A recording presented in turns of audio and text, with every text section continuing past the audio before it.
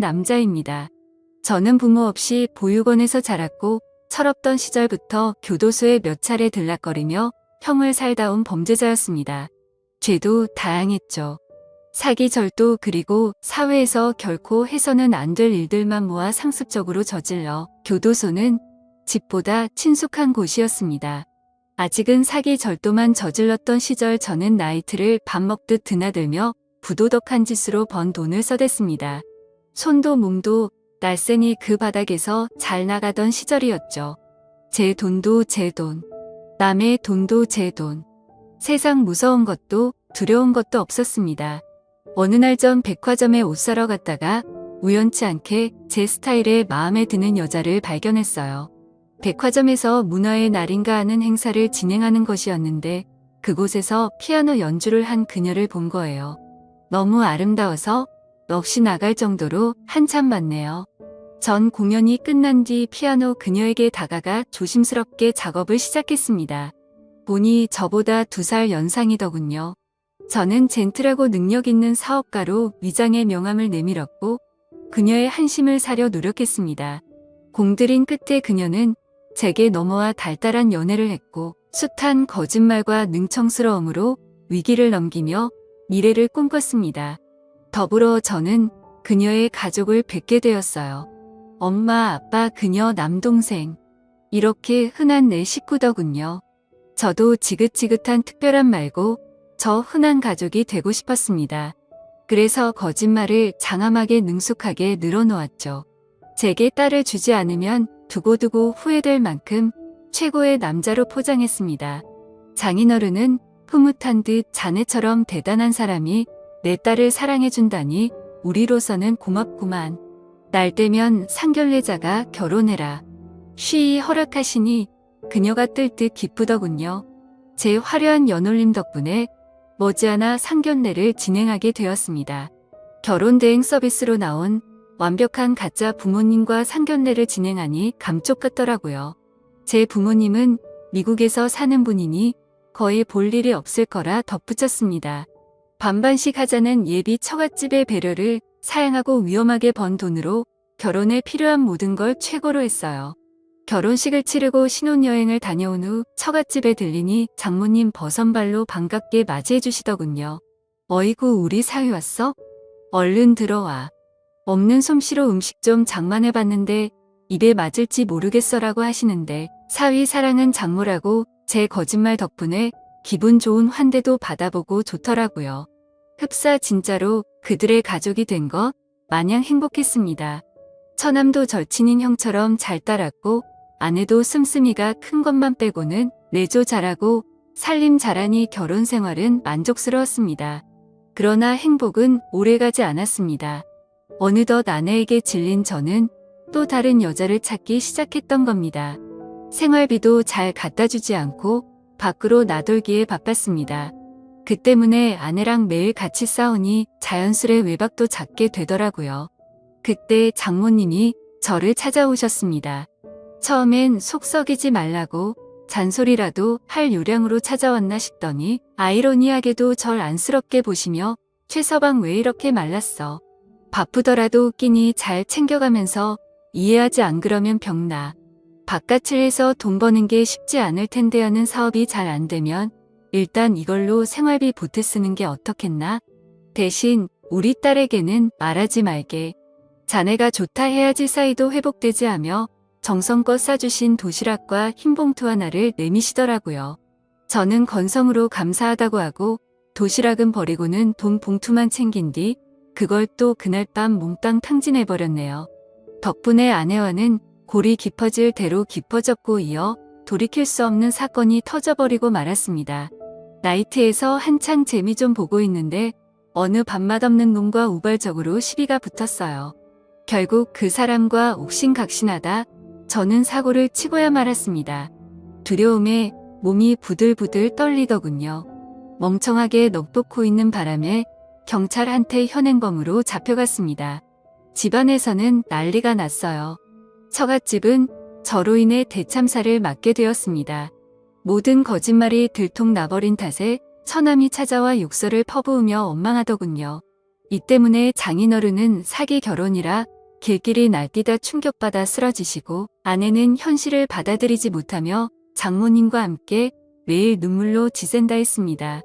하지만 전 근데 그게 뭐 지금 내 코가 석자인데 짜증나게 니네 집까지 신경 써야 되냐며 사과는 못할 망정되려 뻔뻔스럽게 나왔네요. 부끄럽게도 당시 전 쓰레기가 맞았습니다. 경찰은 저를 수사하는 과정에서 이번 사건뿐 아니라 그간 저지른 범죄까지 낱낱이 밝혀내었고 그 대가로 저는 징역 15년형을 선고받게 되었습니다. 감옥에서 썩을 생각을 하니 눈앞이 깜깜하더군요. 뒤늦게 아내는 저를 찾아왔습니다. 저 역시 충격에 너덜너덜해진 심신으로 아내를 보니 뭔가 울컥 올라오더라고요. 허나 당연하겠지만 아내는 그 어느 때보다 매몰찼습니다. 어떻게 당신이 나와 우리 가족을 기만할 수 있어 절대 용서 못해 하며 뒤도 안 돌아보고 가버렸습니다. 하긴 이 모든 게 다 제 탓인데 누굴 원망할까요? 거짓말로나마 가졌으면 그것에 감사하며 지키려고 노력했어야 했는데 오히려 스스로 망쳐버렸으니 더 후회스러웠습니다. 저 같은 분리수거도 안 되는 쓰레기 같은 인간. 제가 떠나더라도 제 죽음을 슬퍼해 줄 사람이 있을까요? 세상은 오히려 더 잘 돌아가겠죠. 저는 매일매일을 자책감으로 지옥 속에서 살아가며 몇 달쯤 지났을 때 바로 그때였죠. 최서방. 잘 지냈나? 우리 최서방. 맨날 볼 때마다 야위워서 어쩌나. 내 음식은 못 가져오고 영치금 좀 넣었네. 건강 좋고 맛 좋은 음식들 좀 사 먹어라. 며칠 후 장모님이 찾아오셔서 예상치 못한 반응으로 절 당황하게 만드시는 게 아니겠어요. 저는 기가 막힌 나머지 어이없이 대꾸 있네요. 지금 뭐 하시는 거예요, 장모님? 제가 믿지 않으세요? 저 장모님이랑 식구들 다 작정하고 속인 범죄자예요. 장인어른 쓰러지신 것도 다 제 탓인데 이 상황에서 어떻게 제 걱정을 해주실 수가 있어요? 부모 없고 돈 없는 범죄자인 제가 그렇게 불쌍하세요? 하니 장모님 눈가가 어느새 빨개져 맺은 눈물을 닦아내시며 자네는 내 아들이나 마찬가지야. 내 딸이 연이되어서 부부로 살았는데 그보다 더 귀한 인연이 어딨어. 자네의 심성 고운 게 하나는 내가 누구보다 잘 아네. 자네가 어떤 사람이든 상관없어. 죄값 치르고 다시 재기할 수 있게 내가 뒷바라지 할 테니 아무 걱정 말고 잘 지내. 하고 가셨습니다. 저는 장모님의 행동이 이해가 되질 않아 깊은 생각을 해봤지만 부무지 까닭을 알 수가 없었습니다. 내버려지 같은 인생 전반을 알게 됐으니 그 일순간의 감정으로 알량한 동정심에 이러다 말겠지 싶었는데 장모님은 주기적으로 면회를 오시며 사람을 사랑하는 법을 몰랐던 제게 큰 희망과 위안이 되어 주셨습니다. 그렇게 15년이라는 시간이 흘렀습니다. 그 사이 장모님 연세도 많이 드셨더라고요. 28살에 교도소에 들어와 날씨가 궂을 때도 힘들 때도 상관없이 변함없이 배워서 세월이 흐르는 것조차 잘 모르고 있었습니다. 저와 장모님이 다시 세상에서 만났을 때 제 나이는 43살이고 장모님의 나이는 68세셨습니다. 우리 아들 드디어 나왔네. 그간 고생 많았어. 많이 힘들었지? 우리 앞으로는 새 사람으로 잘 살아보자. 장모님께서는 희끗한 머리로 제 손에 하얀 두부를 쥐어주시며 저를 위해 성스러운 모습으로 기도해 주셨는데 저도 그 기도에 화답하며 2번 다시 악의 길을 쫓지 않겠다고 맹세했습니다.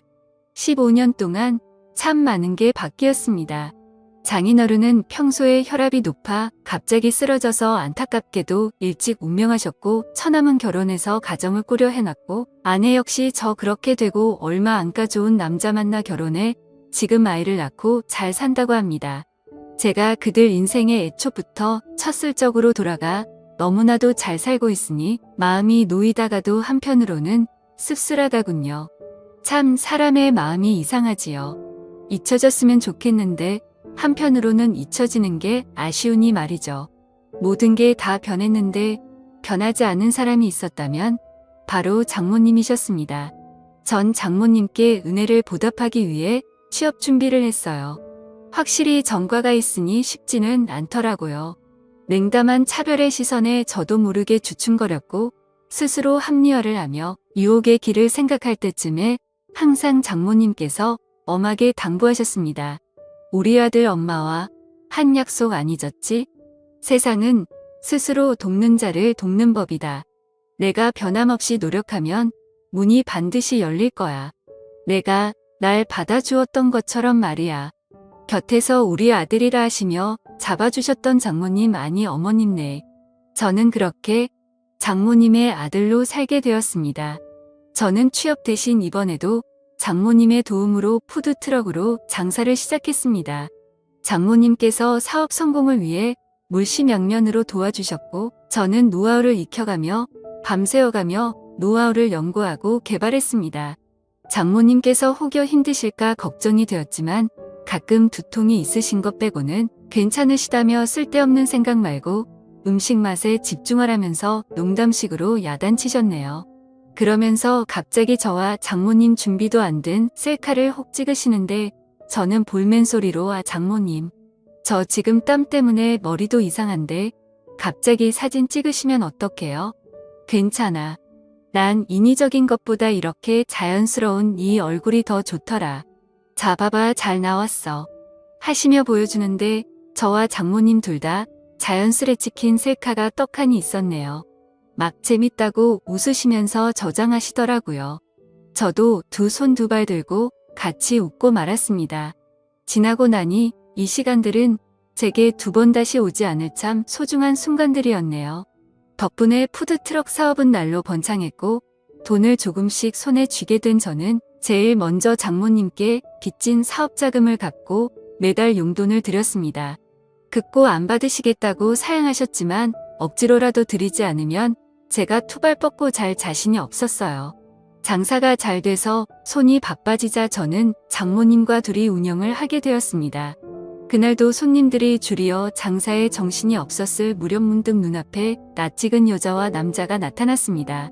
바로 전 아내랑 처남이었어요. 전 아내와 처남은 불같이 화를 내며 날뛰면서 푸드트럭의 재료들을 다 엎어버리고 장모님께 소리 지르더군요. 엄마 미쳤어? 어떻게 나를 감쪽 같이 속이고 이 범죄자랑 나란히 이러고 있어. 이 자식이 나한테 우리 집한테 무슨 짓을 했는데 만약 내 남편이 알기라도 하면 그땐 엄마가 다 책임질 거냐고 하며 악다구니를 썼습니다. 장모님 딸의 심정을 누구보다 잘 알기에 대답 대신 일단 얘기하자 했으나 전 아내는 아랑곳 않고 제게 욕을 쏟아부었습니다. 사람까지 해친 범죄자면 평생 감옥이나 가서 썩을 것이지. 무슨 자격으로 장사를 해? 내게 사기도 부족해 우리 엄마까지 꼬드겨서 이용해 먹어? 이러면서 주변 사람들에게 말하더군요. 여기 제 말 좀 들어보세요. 지금 장사하는 사람 흉악한 범죄자예요. 절대 팔아주지 말고 딴 데 가서 먹어요 하며 온갖 장사를 깽판치는데 사람들은 제가 범죄자란 소리 듣고 하나 둘씩 자리를 떠났고 죄인이었던 저는 고개를 수그리고는 이무할 없이 전 아내의 비수가 꽂힌 말을 다 감당해냈습니다. 그러자 장모님은 제 아내를 온몸으로 말리고 절 앞에서 보호해 주시더군요. 그만해라. 비록 돌이킬 수 없는 잘못을 저질렀지만 15년 동안 죄의 대가를 받고 새 사람으로 살려는 사람한테 이러면 안 된다. 이 사람도 괴로움에 15년간 제대로 못 살고 진심으로 반성하고 있어. 살려고 아등바등 겨우 숨통 트였는데 한때 남편이었던 사람 목숨줄 굳이 끊어야겠니? 그래서 15년간 감옥 수발까지 한 거야 엄마가. 진짜 왜 그래? 정신 차려 엄마. 이 남자 이딴 범죄자한테 또 뒤통수 맞고 싶어서 그래. 이 자식이랑 관계 정리할 때까지는 나랑 동생 볼 생각도 하지 마. 그것만큼은 절대 용서 못해라며 아내와 처남은 장모님 마음에 상처를 낸 뒤 그렇게 가버렸습니다. 장모님은 시선에서 멀어지는 자식들을 보고 깊은 한숨을 쉬고는 제게 미안하다 하시네요. 그렇게 큰 소란 덕분에 오늘 장사는 망가졌지만 장모님 마음을 추스르는 게 우선이었던 저는 아무렇지 않은 듯. 장모님 괜찮아요. 어차피 푸드트럭이라 다른 곳 가서 장사면 돼요. 그보다 저 때문에 딸이랑 어떡해요? 제가 장모님께 도와달라고만 안 했어도 저랑 엮이지 않으셨을 텐데 제가 더 죄송해요. 그러자 장모님 문득 미소를 띄우시며 저를 꼭 안아주시고는 눈시울을 붉히시더군요. 이러니까 내가 자네더러 심성이 곱다고 한 거야. 모질지 못해서 부모 잘 만나고 좋은 환경에서 잘 배웠으면 누구보다 잘 살았을 우리 아들인데 자네는 내 아픈 손가락일세. 아픈 손가락 치료해주고 신경 쓰는 건 부모로서 당연한 거야. 미안해하지 마. 저는 장모님을 안고서 지난 과거를 뼈저리게 반성하며 눈물을 쏟으며 한바탕 부둥켜 안고 울었네요. 그리고 장모님은 그 이후로 제 앞에 나타나질 않았습니다. 처음에는 연락을 드릴까 하다가 또 괜히 저 때문에 전 아내랑 처남과 갈등을 빚을까 싶어 말았습니다. 전 아내도 가정이 있으니 당연히 저랑 장모님이 엮이는 게 불편하고 불안했겠죠. 그 심정 또한 이해 못하는 거 아니었으니 더 어쩔 수가 없었습니다. 장모님의 빈자리가 사뭇 느껴지니 춥고 외롭더군요. 그동안 그분이 제게 얼마나 따뜻하고 든든하신 분이셨는지 뼈가 사무치도록 느껴지더이다. 하지만 저도 언제까지 그분 곁에 있을 수는 없으니 친자식들한테 돌려드리는 게 맞는 수순이겠죠. 그분을 욕심냈던 제가 참 그랬습니다. 그분 없이 홀로 서기를 할 마음으로 굳게 다짐하고 일에 열중해서 돈은 점차 쌓여져 갔지만 그분이 없으니 종이나 다름이 없었습니다. 매 순간 그분이 참 그립더군요. 결국 저는 1년 만에 그분께 아니 어머니께 연락을 드렸습니다. 허나 끊어진 전화. 그리고 곧 다시 오더군요. 서둘러 받으니 낯선 목소리였습니다. 여기 요양원이에요. 혹시 자제분 되세요? 어머님께서 많이 기다리셨는데 통 오시질 않으셔서요. 매일 혼자서 너무 안쓰러우시네요.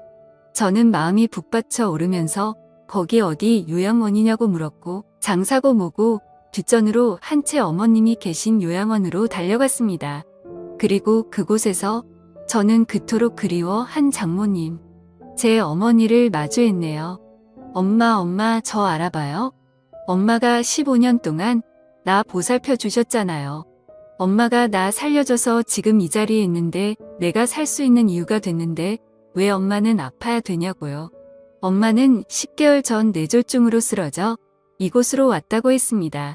건강한 모습으로 제게 다정하게 웃으셨던 그분이 차마 말로 담지 못할 슬픈 모습으로 절 향해 눈물을 떨구시고 미소를 짓고 계시더군요. 아들이라는 입모양만 힘겹게 움직이며 제게 손을 내미셨습니다. 그토록 잡고 싶었던 장모님의 손을 붙잡고 제 감정에 취해 울고 또 울었습니다. 장모님 속상할 것 뻔히 알면서 감정 다스리기란 쉽지 않더군요.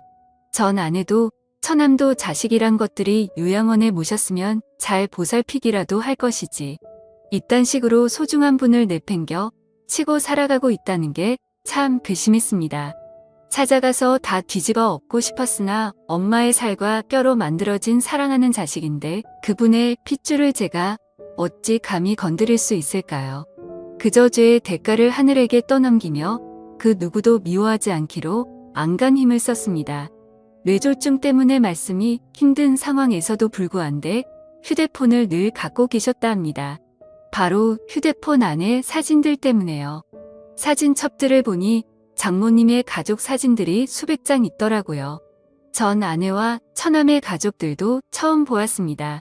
환하게 웃고 혼잣말을 취하고 있는 사진들 중에 어느 바보같이 나온 우스꽝스러운 사진이 제 시선을 사로잡더군요. 바로 장모님께서 훅 들어와 찍은 바보같이 나온 저와 장모님의 셀카였습니다. 뒤늦게 본 배경화면도 그 사진이더군요. 장모님은 주로 사진을 보시며 시간을 보내시는데 그 사진을 제일 오래 보시며 시간을 보내신다고 하던 말이 사람을 얼마나 복받치게 하던지요. 엄마 내가 보고 싶었으면 얘기를 해야죠. 왜 기다리고만 있었어요. 괜찮아요. 이제 내가 찾아왔으니까 이제 내 차례예요. 내가 자식으로서 엄마 곁을 지킬게요. 그렇게 모든 사람들에게 당당하게 내 엄마가 그분이고 그분의 자식이 바로 저라며 자랑스럽게 얘기하고 다녔습니다. 내 어머니 이제 내가 돌봐드릴 테니 걱정 마시라고 앞으로 요양원비도 필요한 치료 비용도 제가 다 내겠으니 보호자는 제가 하겠다고 자처했고요. 이 소식을 들은 전 아내가 제게 전화와서 혹여나 양자로 입적해 재산 노릴 생각일랑은 꿈에도 말라며 선을 그어놓은 거 내 엄마 나한테 준 것으로 재산 값어치 이상했다며 오히려 고맙다 했습니다. 저는 낮에는 장모님을 찾아가 같이 시간을 보냈고 밤에는 푸드트럭 장사를 하며 생계를 이어나갔습니다. 이렇게라도 엄마를 모실 수 있으니 너무 행복하고 좋았네요. 우리의 만남은 완벽한 해피엔딩이었습니다. 그리고 해피엔딩 그 이후의 일은 묻지 마십시오. 제 입을 고이 닫으려 합니다. 그분이 제 곁에 계심으로 전 사랑할 줄 아는 방법을 배웠고 사랑을 나누는 방법도 배웠습니다. 허니 어머니께서도 제 고백을 알아주셨으면 좋겠습니다. 당신이 내 인생에 참 간절한 존재였다는 걸 말입니다. 여러분들의 생각은 어떠신가요? 여러분들의 생각을 댓글로 남겨주세요. 감사합니다.